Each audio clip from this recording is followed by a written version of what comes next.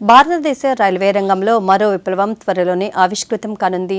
ఇప్పటికే అత్యంత వేగంతో సుదూర ప్రాంతాలను అనుసంధానించే వందే భారత్ రైలు దేశవ్యాప్తంగా విజయవంతమవగా మరో అడుగు ముందుకేసిన కేంద్ర ప్రభుత్వం వందే భారత్ స్లీపర్ రైళ్లకు శ్రీకారం చుట్టింది.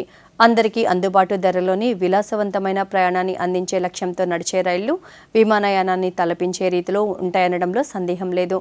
మరి ఆ వందే భారత్ స్లీపర్ రైళ్లు ప్రత్యేకతలేంటి? ఇప్పుడు తెలుసుకుందాం. వందే భారత్ స్లీపర్ రైళ్లు కేవలం సౌకర్యానికే కాదు, వేగానికి మారుపేరు. గంటకు 160 కిలోమీటర్ల సాధారణ వేగంతో ప్రయాణించేలా భారత రైల్వే శాఖ వీటిని రూపొందించింది. ఇటీవల జరిగిన స్పీడ్ ట్రయల్స్లో 180 కిలోమీటర్ల వేగంతో వెళ్తున్నప్పుడు రైలులో గ్లాసు పైన గ్లాసు ఉంచగా అందులోని నీరు కదలకుండా ఉండడం దీని స్థిరత్వానికి నిదర్శనం. ఒక రైలుకు మొత్తం 16 కోచ్లు ఉంటాయి. వీటిలో 11 AC 3 tier, 4 AC 2 tier, 1 AC first class కోచ్లు ఉండేలా తీర్చిదిద్దారు. ఏకకాలంలో సుమారు 800 మందికి పైగా ప్రయాణించేలా రూపొందించారు.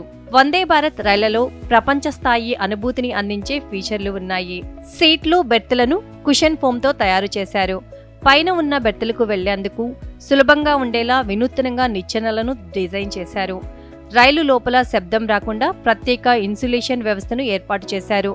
ప్రతి బెర్త్ వద్ద రీడింగ్ లైట్లు, మొబైల్ ఛార్జింగ్ పాయింట్లు, యుఎస్బి పోర్ట్లు అందుబాటులో ఉన్నాయి. బయో వాక్యూమ్ టాయిలెట్లు ఏర్పాటు చేశారు. ఫస్ట్ ఏసీ కోచ్లో ప్రయాణించే వారి కోసం స్నానం చేసే సదుపాయం కూడా ఉండటం విశేషం.